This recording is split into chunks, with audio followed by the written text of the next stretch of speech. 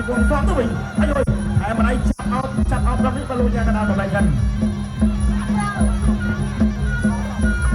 អត់ឲ្យម៉ាត់ម្ដាយបងវណ្ណាចាប់មកជង្គង់បលវិញម្ដាយវណ្ណាជង្គង់របស់បលវិញទុកមកឯងទៅទៀតអាយម្ដាយពីរដៃបងនេះមួយនេះបងនេះលេខដៃចាប់ជង្គង់មួយចាប់ដៃដួលទាំងពីរ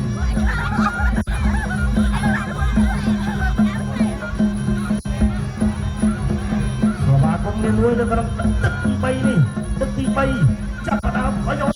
លេងឲ្យកាច់មួយឲ្យបើវណ្ណាដួលបាទឥឡូវនេះលោកកញ្ញាកណ្ដាលធ្វើការប្រកួតខ្សែជាថ្មីចាប់ជង្គង់របស់អ្វីពីជង្គង់របស់អ្វីអាយចូលណែបាទរបស់អ្វីជង្គង់ចុងក្រោយមិននេះចូលបាទវណ្ណាអត់អីបាទអត់អីទេមកជង្គង់យីដែរ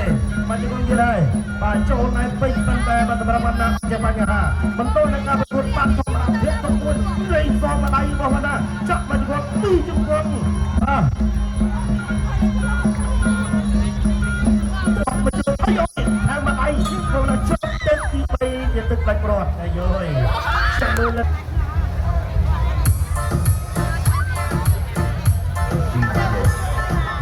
លទ្ធផលបានទៅលើកីឡាករបង្គោលក្រហមជាអ្នកទទួលជ័យជំនះដោយ